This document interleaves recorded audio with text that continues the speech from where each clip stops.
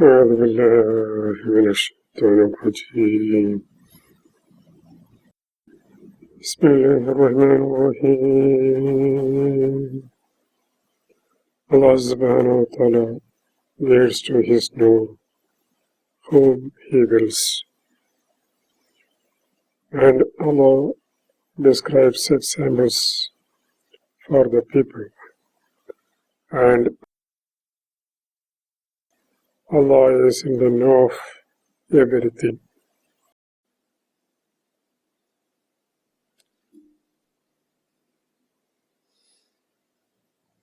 We have been walking through the path of Bayan as Allah Subhanahu wa Ta'ala walks us through the ayat of Surah Ar-Rahman.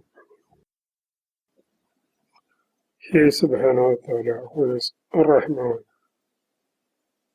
taught every creation the Quran.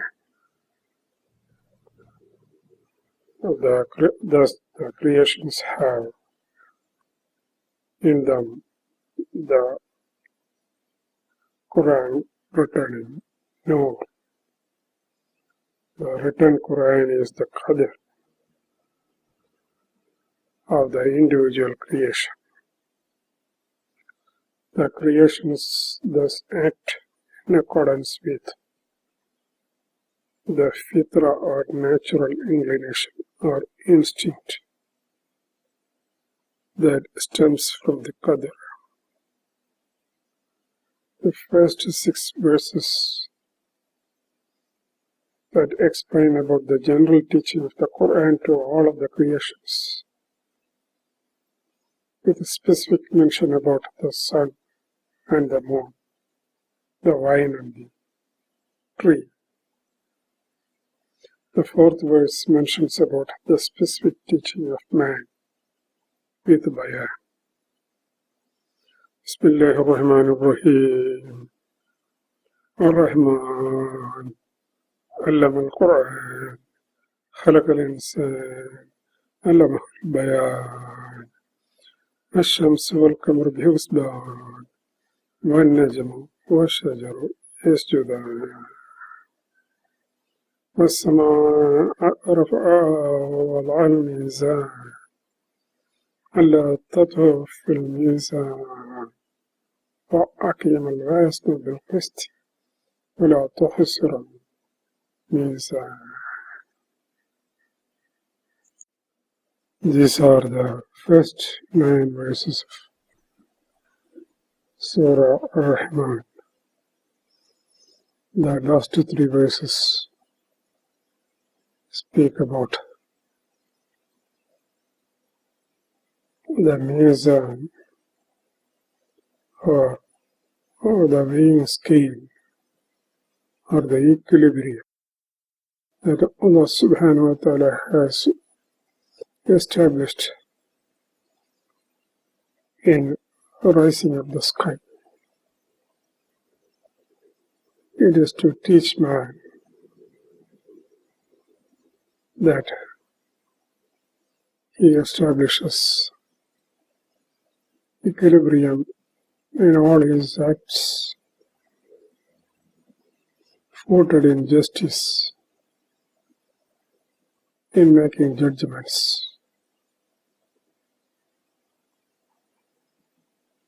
It speaks about the need for being cautious or attentive in every aspect of his acts in worldly life. Man is taught bayan in addition to the Quran within, that is his qadr. Bayan is the way prescribed in the Holy Quran to its own ilm, which is the spiritual knowledge or the knowledge of truth. Thus the Quran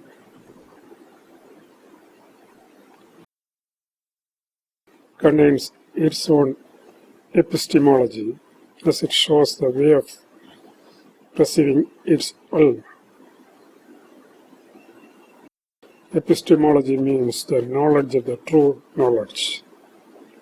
It is the root of bayan.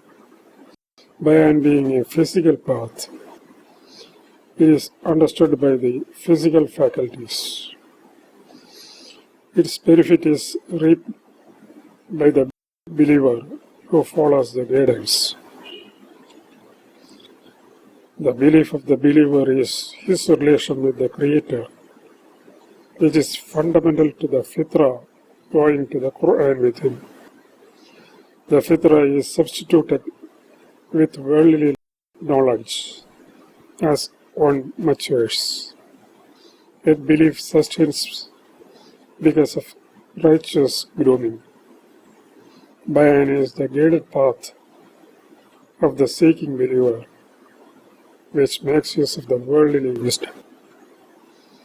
Bayan starts with recitation by the believer. Recitation leads to obedience. As the obedient believer submits himself in sajda, he develops iman. Iman is the beginning of ilm. As the iman grows and stabilizes, it turns into taqwa or consciousness. A man of taqwa is attentive to every act he performs. Taqwa serves as the platform for higher ilm. Allah Subhanahu wa Ta'ala, who is Ar-Rahman, taught the Quran to the sun and the moon, moving relative to the earth. They became obedient. Their undeviating obedience serves as the perfect example of obedience to man. The sun stands for the nafs and the moon for the sadr. Like the sun vanishing at night, the nafs departs to Allah Subhanahu wa Ta'ala during sleep.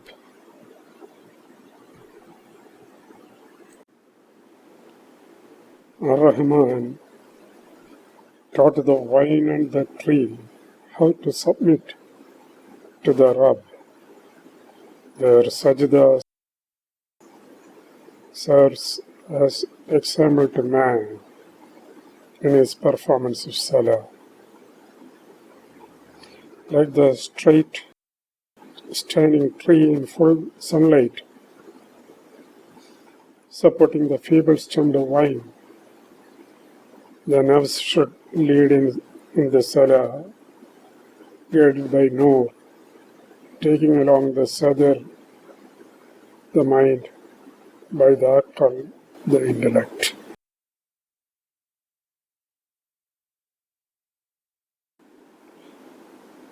A tree under shade becomes stunted and crooked. The nafs, devoid of Noor, is undernourished.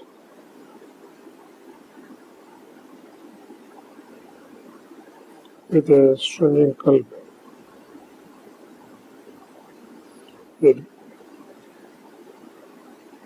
It grows greedy and unkind, sowing seeds of fitna or corruption.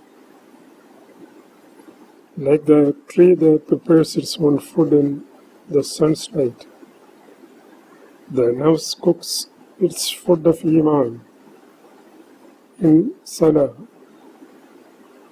guided by the Noor. As the nafs is nourished and refreshed with regular salah, it comes to the leading position. A leading nafs then organizes the physical activities by the day, following the sun in ibadah.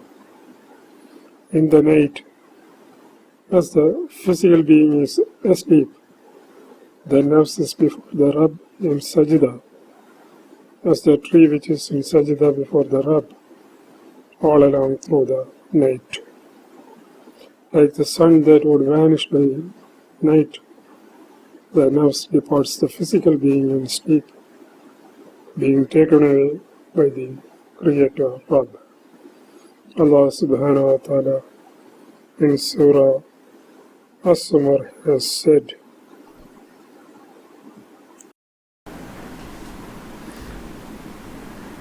اللهم يتوفى الأنفس حين موتها والتي لم تمت في منامها فيمسك التي قضى عليها الموت ويرسل الأخرى إلى أجل مسمى إن في ذلك لآيات لقوم يتفكرون. Allah takes away the souls at their time of death, and of those who do not die in their sleep, then He withholds. Then He withholds those on whom He had decreed death, and sends others back up to an appointed term. Surely in this there are signs for a people who ponder. Wafaat, or death, is the departure of the nafs from the physical being. During Wafaat, the nafs is with Allah Subhanahu wa Ta'ala. It may be temporary as in sleep, in which the nafs is returned to the body, or it may be on completion of the period decreed on earth. As regular salah is established, one moves to the state of taqwa. The sadr is humbled. It is ready to heed the wisdom of the aql. As the barrier of the sadr is gradually removed, the aql connects to the nafs. The physical activities get spiritual support. The spiritual balance gets rid of the ill effects of such deeds. The sadr becomes increasingly flexible to the aql. The nafs receives more and more of nur, causing the level of iman to rise and become steady in the qalb. Allah Subhanahu wa Ta'ala compares the state of taqwa to the sky that has been raised up by setting up the weighing scale that keeps its poise, created by forces that thrust and equalizes. Forces that thrust and equalize. The sky has been taught the Quran to keep its position unfaltering, so that man takes lessons of taqwa from it. Allah Subhanahu wa Ta'ala said in ayat 7, 8 and 9 of Surah Ar-Rahman,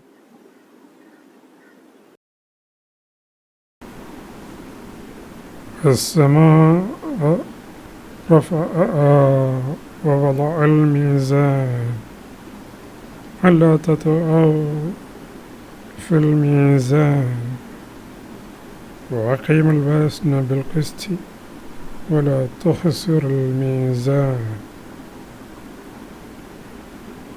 Ayat number 7, He raised the sky high and placed the scale 8, so that you should not err in the weighing balance. 9. Establish correct weighing in fairness, and do not make weighing deficient. Inshallah, we will further ponder into these three ayat in the next session.